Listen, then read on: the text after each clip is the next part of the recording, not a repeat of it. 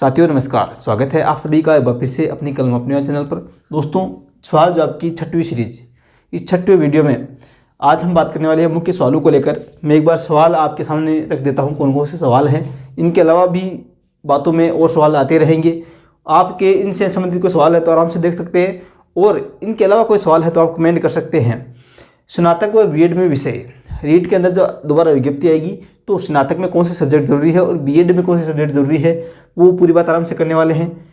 बाहरी राज्य वालों की कैटेगरी, एडिशनल से स्नातक, यदि आपने एडिशनल कर रखी है तो स्नातक में पूर्णांक कौन से माने जाएंगे, पूर्णांक कितने होंगे।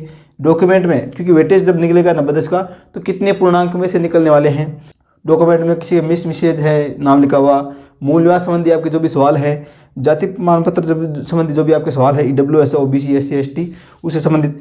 अकाउंट नया पुराना यदि आपका सिलेक्शन हो जाता है तो उसके बाद एक कट ऑफ पे नंबर आ जाता है तो अकाउंट नया खोलना पड़ेगा। बहुत से सवाल ऐसे आए हैं, ये सवाल आपके सभी के आए हैं, बार बार आए हैं। पैन कार्ड जरूरी है कि नहीं, स्नातक और स्नातकोत्तर में समान विषय, एमए और बीए, स्नातक और स्नातकोत्तर में समान विषय जरूरी है क्या।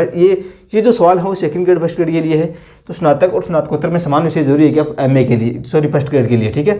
बीएड एमए फाइनल वाले किस प्रकार से फर्स्ट ग्रेड सेकंड ग्रेड में शामिल होंगे। कॉमर्स वाले सेकंड ग्रेड दे सकते हैं क्या, ठीक है। बहुत से सवाल हैं। इसके अलावा एक सवाल डिग्री और प्रमाण पत्र यानी सर्टिफिकेट को लेकर आपके सवाल हैं, वो सभी बातें हम आराम से करने वाले हैं। दोस्तों, वीडियो शुरू कर रहे हैं उससे पहले वीडियो को लाइक करें, शेयर कर दें सभी के साथ, और चैनल पर आप नए हैं तो चैनल सब्सक्राइब कीजिए और बेल आइकन दबा लीजिए। आपके जो भी सवाल है आप कमेंट कर सकते हैं। इसके अलावा दोस्तों, आप हमारे टेलीग्राम ग्रुप से नहीं जुड़े हैं तो टेलीग्राम अपनी कलम अपने आवाज़ नाम से है, टेलीग्राम पर जाकर सर्च कराइए अपनी कलम अपनी आवाज़ और वहाँ जुड़ सकते हैं। पहले कमेंट में लिंक दिया हुआ है, हमारा हिंदी बैच चल रहा है, सेकंड ग्रेड विशेष रूप से निःशुल्क बैच चल रहा है, वहाँ पर आप जुड़ सकते हैं। पहले कमेंट में लिंक दिया हुआ है। देखिए, बिना देर के शुरू करते हैं। पहला सवाल, स्नातक और बीएड में विषय, वेरी इंपॉर्टेंट सवाल है और बहुत से सवाल आ चुके हैं। तो देखिए, सबसे पहले स्नातक और बीएड में विषय को लेकर बात करें तो एक क्लियर बात मैं आपको बता दूं, चाहे सेकंड ग्रेड को लेकर हो चाहे रीट को थर्ड ग्रेड को लेकर हो, आपके बीएड में कौन से विषय हैं कोई मायने नहीं रखता। कहीं पे भी लिखित आदेश नहीं है, लिखित उल्लिखित नहीं है कि बीएड में ये विषय होना जरूरी है कि नहीं है। बीएड में आपकी कोई विषय जरूरी नहीं है, पहली बात तो ये आप भ्रम मिटा लीजिए, ठीक है। अब बात करें स्नातक में, तो रीट के लिए स्नातक में कौन से विषय जरूरी हैं। तो सबसे पहले साइंस मैथ की तो बात है अलग ही, कि साइंस मैथ जिसके है वो साइंस मैथ के अध्यापक बन जाएंगे, क्लियर है। फर्स्ट लेवल से हैं वो फर्स्ट लेवल के बन ही जाएंगे। उसके बाद बात रही भाषा और एसएसटी। तो देखिए, भाषा की सीधी सी बात है, यदि आपके भाषा, जिस भाषा से आप अध्यापक बनने जा रहे हैं, हिंदी, अंग्रेजी, संस्कृत, उर्दू, सिंधी, पंजाबी, जो भी, उनमें से आपकी वो भाषा स्नातक में होनी चाहिए। वो भाषा क्या है, आपकी स्नातक में होनी चाहिए, और वो भी अनिवार्य विषय के अलावा, अनिवार्य तो होती है, अनिवार्य के अलावा आपके साहित्य के रूप में या व्याकरण के रूप में जो भी है वो ऐच्छिक विषय के रूप में होनी चाहिए। स्नातक में वो भाषा होनी चाहिए। पहली बात तो संस्कृत हो, हिंदी हो, अंग्रेजी हो, उर्दू हो, स्नातक में आपके सब्जेक्ट होना चाहिए, अनिवार्य के अलावा सब्जेक्ट होना चाहिए, ये तो भाषा। उसके अलावा रीट के अंदर, स्नातक और रीट के अंदर वो एक भाषा के रूप में, भाषा फर्स्ट हो चाहे सेकंड हो, ठीक है। तो आप भाषा सेकंड और फर्स्ट के रूप में एक वो भाषा होनी चाहिए जिस भाषा से आप अध्यापक बनने जा रहे हैं। तो जो भाषा आपकी स्नातक में भी है और रीट में भी आपने भाषा के रूप में चुनी है तो उससे आप भाषा के रूप में अध्यापक बन सकते हैं। यदि बात करें तो एक कमेंट आया था कि सर मेरे स्नातक में इंग्लिश और संस्कृत है, इंग्लिश और संस्कृत है, लेकिन मैंने रीट के अंदर हिंदी और संस्कृत ले ली, तो क्या मैं इंग्लिश का टीचर बन सकता हूँ। तो आपका सवाल एकदम यहीं पे पूरा हो जाता है कि आप इंग्लिश के टीचर नहीं बन सकते, क्योंकि आपने रीट के अंदर इंग्लिश नहीं चुनी। तो रीट के अंदर वो भाषा होनी भी जरूरी है, इसलिए आपके हिंदी और संस्कृत आपके स्नातक में है, हिंदी साहित्य, संस्कृत साहित्य स्नातक में है, और आपने हिंदी और संस्कृत साहित्य की भाषा के रूप में आपने रीट के अंदर चुनी है, हिंदी और संस्कृत आपने भाषा के रूप में रीट के अंदर चुनी है, तो आप आराम से दोनों भाषाओं के अध्यापक बन सकते हैं। अब बात करते हैं एसएसटी। तो दोस्तों, एसएसटी में पीछे की वीडियो में हमने बात की, मैंने बताया था कि कोई 2 सब्जेक्ट चाहिए, लेकिन वो बात थी सेकंड ग्रेड में। सेकंड ग्रेड में आपके सामाजिक वाले कोई 2 सब्जेक्ट चाहिए। अब कौन से सब्जेक्ट में से, इतिहास है, भूगोल है, राजनीति विज्ञान है, लोक प्रशासन है, इन सभी में से आपके कोई 2 सब्जेक्ट सेकंड ग्रेड के लिए कोई 2 सब्जेक्ट होने चाहिए। और रीट के लिए विज्ञप्ति भी मैंने पढ़ा है अभी रीट के लिए आपकी कोई 1 सब्जेक्ट, ठीक है। इनमें से कोई 1 सब्जेक्ट स्नातक में है तो आप आराम से सामाजिक के अध्यापक बन सकते हैं एसएसटी से, ठीक है। तो अभी दोबारा सुन लेना, एसएसटी में आप अध्यापक बनना चाहते हैं, सामाजिक से अध्यापक बनना चाहते हैं, तो स्नातक में केवल 1 सब्जेक्ट ही काफ़ी है, 1 विषय ही काफ़ी है, इतिहास, भूगोल, राजनीति विज्ञान, लोक प्रशासन आदि में से, ठीक है। ये बात हो गई। बाहरी राज्य वालों की कैटेगरी क्या होगी, तो वो सभी जनरल में माने जाएंगे। किसमें माने जाएंगे? जनरल के अंदर। एडिशनल से यदि आप एडिशनल कर रखी है तो स्नातक में पूर्णांक कितने माने जाएंगे? तो 3 विषय पहले से हैं और आप एडिशनल कर लिए, अब 4 सब्जेक्ट हो गए। तो यदि आप जिस सब्जेक्ट से एडिशनल किए उस सब्जेक्ट से आप फॉर्म लगाते हैं, तो जैसे आपके 1803 सब्जेक्ट के हो गए, ठीक है, और एक सब्जेक्ट और लगाए एडिशनल, तो आपके 600 हो गए टोटल। कितने हो गए टोटल? 2400।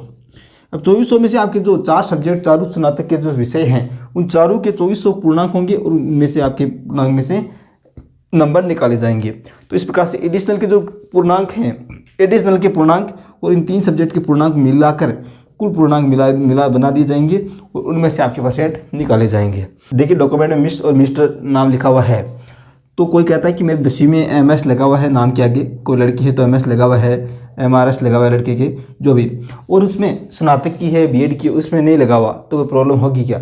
तो उनमें कोई प्रॉब्लम नहीं होने वाली। ये मिस और मिस्टर हैं, इसमें से नाम आगे नहीं लिखा हुआ है तो कोई प्रॉब्लम नहीं होगी। कोई डॉक्यूमेंट में है, कोई में नहीं है, तो कोई प्रॉब्लम नहीं होगी। अब देखिए मूल निवास। मूल निवास दोस्तों बहुत से कमेंट केवल यही आए हैं कि क्या मूल निवास मेरा 2 साल पुराना है चल जाएगा, 3 साल पुराना है चल जाएगा।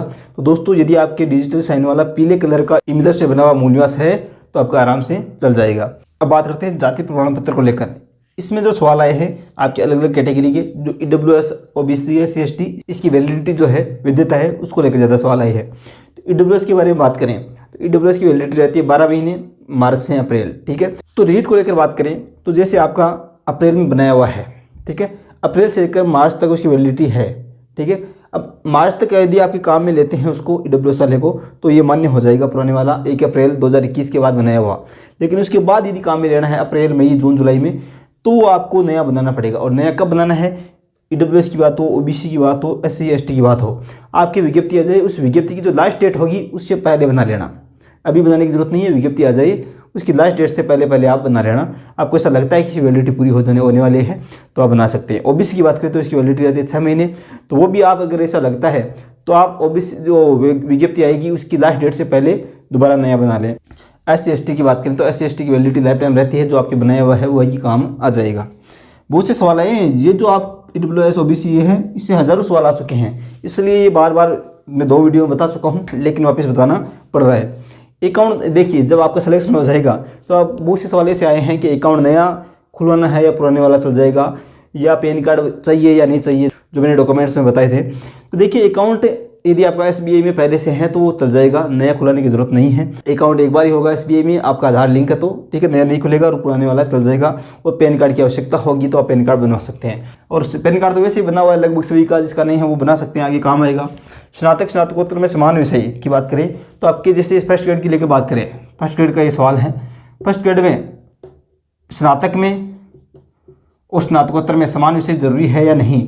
तो दोस्तों अभी ऐसे वापस आदेश आ गए हैं कि इसमें कोई भी समान विषय की ज़रूरत नहीं है। यदि आपके हिंदी है स्नातक में, ठीक है, और आप हिंदी, संस्कृत जो भी है तो 2-3 सब्जेक्ट हैं, उनके अलावा आप जैसे ज्योग्राफी से MA कर ली, भूगोल से MA कर ली, तो आप वो भी एलिजिबल हैं, भूगोल से भी आप फर्स्ट ग्रेड की दे सकते हैं, स्नातक में होना जरूरी नहीं है।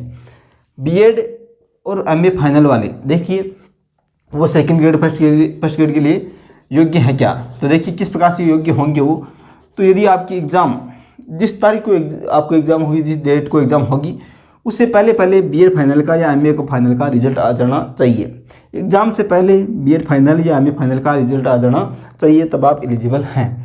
कॉमर्स वाले सेकंड ग्रेड कैसे दे सकेंगे? कॉमर्स वाले दोस्तों, कॉमर्स वाले सेकंड ग्रेड की यदि आप कॉमर्स से हैं, ठीक है, और आप भाषा से, किसी भी भाषा से आप एडिशनल कर लें, ओपन यूनिवर्सिटी जो भी है उसे एडिशनल कर लें और आप भाषा से आप एलिजिबल हो जाएंगे, योग्य हो जाएंगे, तो कॉमर्स वाले भी सेकंड ग्रेड दे सकते हैं। डिग्री या प्रमाण पत्र, देखिए ये दोनों, एक सवाल ये है कि ये दोनों सेम ही होते हैं क्या? मैंने जो डॉक्यूमेंट वेरिफिकेशन में बताया था, तो डिग्री या प्रमाण पत्र आप इसको एक ही कह सकते हैं, डिग्री, प्रमाण पत्र, सर्टिफिकेट, ठीक है। तो जैसे आपने स्नातक कर ली, 2-3 साल हो गए, ठीक है, तो उसके बाद आपकी डिग्री या प्रमाण पत्र आ जाएगा। BEd कर ली तो BEd में भी 1-2 साल बाद में आ जाएगा, या आपने MA किया तो उसकी भी डिग्री या प्रमाण पत्र आ जाएगा। जो मैंने डॉक्यूमेंट वेरिफिकेशन के लिए बताया था कौन कौन से डॉक्यूमेंट बनवाने हैं और नहीं, तो आप अभी केवल डिग्री ला सकते हैं या प्रमाण पत्र हैं वो आप एक जगह कर सकते हैं। आप स्नातक के हो, ठीक है, आपके BEd के हो, या आपने एमए कर रखी हो तो इसकी जो डिग्री या प्रमाण पत्र है वो आप ला सकते हैं। उनके अलावा आप यदि बात करें और क्या बनाएं अभी, तो EWS OBC इनमें से आपको ऐसा लगता है कि इसकी वैलिडिटी पूरी होने वाली है तो वो तभी बनाएं जब विज्ञप्ति आ जाए। विज्ञप्ति आने के बाद आराम से बना ले, उसकी लास्ट डेट से पहले का बना हुआ होना चाहिए, तो 5-7 दिन लगेंगे, वो बन जाएगा। तो EWS OBC है वो विज्ञप्ति आने के बाद बना ले यदि आपकी वैलिडिटी उसकी पूरी होने वाली है। इस हिसाब से लगभग सभी सवाल कवर कर लिए हैं। दोस्तों तबीयत थोड़ी सी डाउन होने के कारण वीडियो यहीं पे हम रोकते हैं। सभी सवाल लगभग में जल्दबाजी में है, जैसे भी है करवा दिए हैं। इनके अलावा जो भी आप सवाल हैं नेक्स्ट वीडियो में बात कर लेंगे। 2-3 दिनों के बाद जो वीडियो बनेगा उसमें सवाल आपके लिए जाएंगे। दोस्तों कल आपको हिंदी व्याकरण की नेक्स्ट क्लास वे पार्ट 2 मिल जाएगा, जिसमें जो संबंध बोधक समुच्चय बोधक हैं वो सभी आप इस वे में पार्ट में मिल जाएंगे। ठीक है दोस्तों, मिलेंगे नेक्स्ट वीडियो में, तब तक के लिए जय हिंद जय भारत, धन्यवाद।